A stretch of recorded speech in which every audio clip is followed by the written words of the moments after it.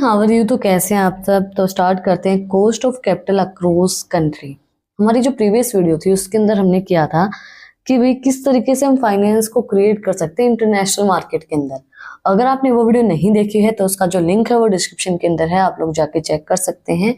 आज हम बात करेंगे cost of capital across country and understanding of way cost of capital various across different countries provide an insight into the reasons of competitive superiority of some MNCs in some countries. Knowledge of difference in cost of capital in different countries may enable an MNC to formulate suitable strategy regarding procurement of funds from those countries where they are available at a lower cost.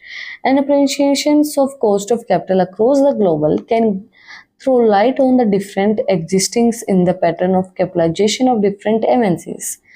As such as the following perhaps are devoted to discussions of countries difference in cost of debt and cost of equity. अगर हम cost of capital को different countries के अंदर explain करेंगे तो cost of capital के अंदर क्या आता है। कॉस्ट ऑफ कैपिटल के अंदर इंक्लूड की जाती है cost of debt and cost of equity कितनी होगी। तो डिफरेंट कंट्रीज की cost of debt and cost of equity क्या होगी, वो सब चीजें हम इसके अंदर स्टडी करेंगे। Countries difference in the cost of debt to an MNC in the function of two variables risk free rates of interest in the country borrowed at a premium for additional risk required by creditors, since risk-free interest rates and risk premium differ from the country to country. Cost of capital will not be same in different countries. There are various reasons of the countries difference in the risk-free rate and the risk premium. हर एक country का अलग अलग cost of date होता है। जो cost of date है उसके दो फंक्शंस होते हैं, एक तो risk free rate, risk premium, and इसके अंदर क्या बोला गया है हमें एडिशनली रिक्वायर्ड होता है रिस्क फ्री जो इंटरेस्ट रेट है, रिस्क प्रीमियम है, वो दोनों ही डिफरेंट होते हैं अलग अलग कंट्रीज के अंदर। तो कोई भी कंट्री के अंदर कॉस्ट ऑफ कैपिटल सेम नहीं होती, हर के अंदर डिफरेंट होती है। और बहुत से रीजंस हैं रिस्क फ्री और रिस्क प्रीमियम के। तो different countries in risk free rate, difference in the risk-free interest rate in different countries depend on supplying goods for fund। देखो रिस्क फ्री रेट जो है वो सप्लाई ऑफ गुड्स एंड जो हमारी demand है funds हैं उनके ऊपर ही डिपेंड होता है। भाई जितनी सप्लाई होगी उतना रिस्क कम होगा, जितनी डिमांड होगी उतना रिस्क कम होगा। सप्लाई कम हो जाएगी, डिमांड ज्यादा है तो भी रिस्क रहेगा। तो रिस्क फ्री सप्लाई और डिमांड के ऊपर डिपेंड होता है। A host of factors such as tax laws, demography, monetary policies and state of economic influence supply of demand for funds। जैसे डेमोग्राफी हो गई, मॉनेटरी पॉलिसीज हो गई, इकोनॉमिक इन्फ्लेशन हो गया, इकोनॉमिक कम है हमारी, तो वो जो है वो सप्लाई और डिमांड के फंड्स के ऊपर इफेक्ट डालती है। Tax law in different countries differ in terms of tax rates, expansions and incentives, thus influencing differently the supply of good funds and corporate sectors and hence the interest rate। Corporate demand for funds may also vary because of provisions of depreciation and investment tax credit and consequently interest rate differs। Country के अंदर अलग अलग tax rates होते हैं, भाई किसी के अंदर आपको छूट मिलती है, किसी के अंदर छूट नहीं मिलती है। तो हर कंट्री के अंदर डिफरेंट टैक्स रेट होते हैं। तो टैक्स रेट जो है वो भी supply of goods and services and demand के ऊपर इफेक्ट डालते हैं, उनके फंड के ऊपर इफेक्ट डालते हैं। Demographic condition of countries impact demand and supply funds of thereby the interest rate। A country with the majority of populations being younger will have a higher interest rate for the fact of youngest and the relatively less 30s and demand for money are the satisfy their varied needs। Demographic condition जो है वही हमारी जो condition चल रही है अभी country की, वो भी इफेक्ट डालती है कि भाई हमारी सप्लाई क्या रहेगी, डिमांड क्या रहेगी, और उसके फंड के ऊपर भाई रिस्क के अंदर है या नहीं है। तो रिस्क फ्री हमारी डिमांड सप्लाई के ऊपर ही डिपेंड होती है और वो डेमोग्राफिक कंडीशंस के ऊपर भी डिपेंड होती है। Monetary policies of central bank of a country directly influence interest rate at which funds can be borrowed by MNCs। The central bank following tights and monetary policies of curb influencing tendency in the country will raise banks rates and hence the interest rate। monetary policies जो होती है central bank की, जो भी भाई वो हमें पैसा किस तरीके से प्रोवाइड करवाएंगे, वो डायरेक्टली इन्फ्लुएंस करते हैं आपके इंटरेस्ट रेट को। एमएनसीज के अंदर, मल्टीनेशनल कंपनीज के अंदर सेंट्रल बैंक जो है वो मॉनेटरी जो पॉलिसीज हैं उनको इन्फ्लुएंस करते हैं कि भाई मॉनेटरी पॉलिसी क्या रहेंगी, कितना रेट बढ़ेगा, कितना घटेगा, तो इंटरेस्ट रेट कितना होगा। तो वो इंटरेस्ट रेट जो है वो डायरेक्टली इन्फ्लुएंस करेगा आपकी डिमांड एंड सप्लाईज को एंड फंड्स को। Because of varying levels of economic development, interest rate differ across countries. Thus, in relatively advanced countries and so also highly developed and integrated financial market, interest rate on debt is always lower than less developed nation. क्योंकि economic development और interest rate है वो different different होता है अलग अलग countries का।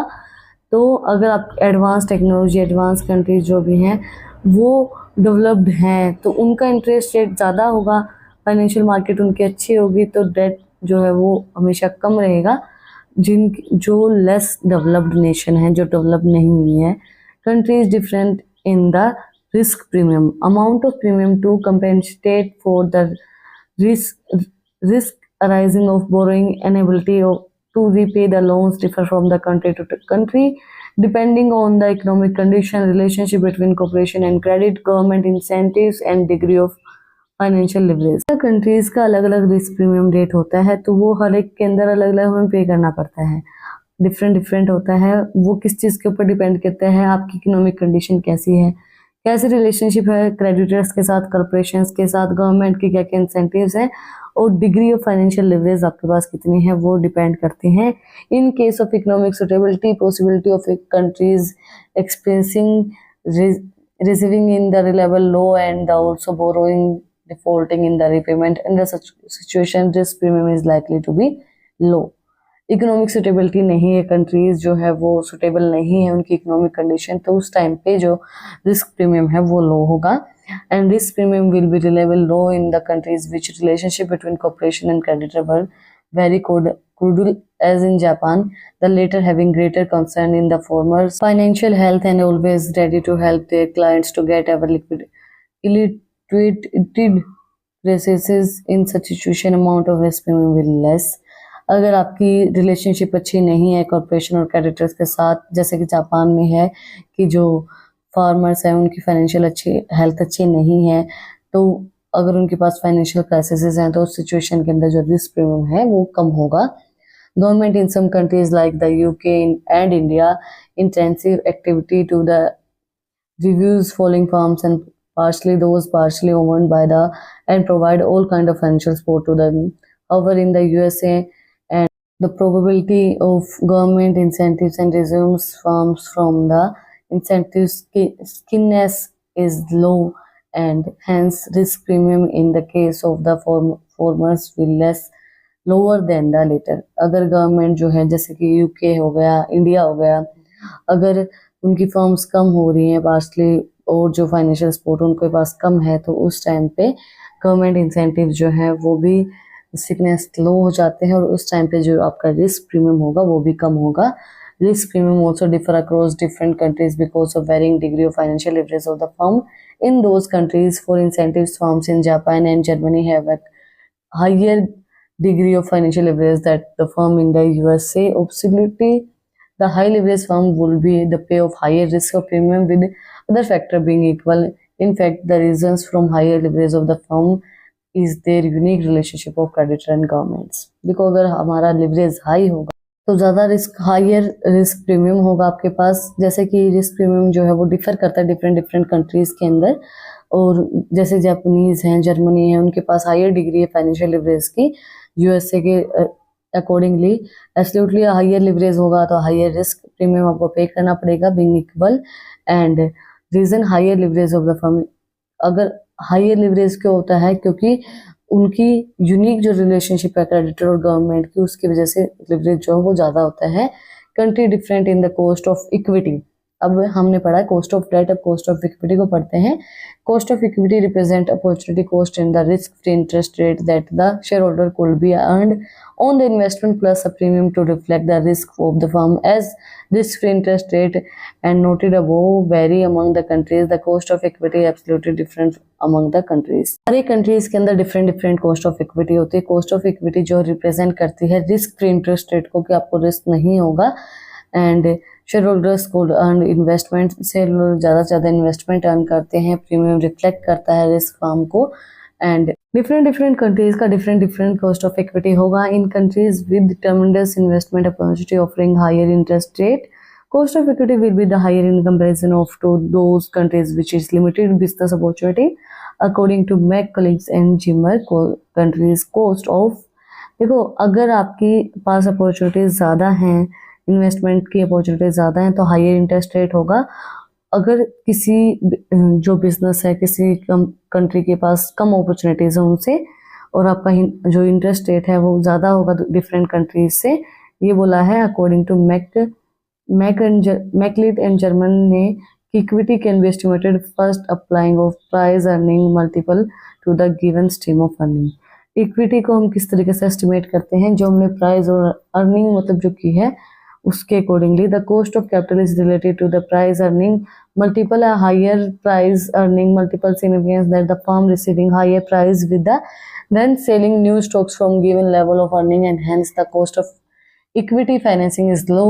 There is a however need to adjust the price earning multiples from the effect of country influencing earnings through and other factors. जो कॉस्ट ऑफ कैपिटल है वो प्राइस अर्निंग मल्टीपल्स के ऊपर डिपेंड करते हैं कि भाई आपकी कितनी प्राइस अर्निंग होगी। हायर प्राइस अर्निंग है तो जो आपकी फर्म है उसका प्राइस भी हाई होगा, सेल भी आप नया जो स्टॉक सेल करेंगे उसका प्राइस भी हाई होगा, तो इस वजह से कॉस्ट ऑफ इक्विटी भी हाई होगी।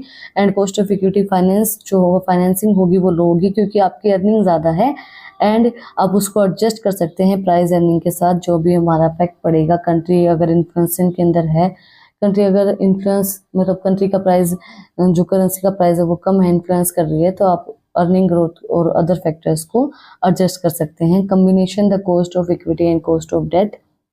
The cost of debt and equity are combined with the options and overall cost of capital after providing weightage to debt and equity in the terms of the respective proportions. The weighted cost of capital and so computed will tend to the comparatively lower for firm situation in countries like Japan, which is known and reliable low risk free interest rate. Further, the price earnings multiple with Japan from generally high, which allow them the generous equity share capital is reliable low cost.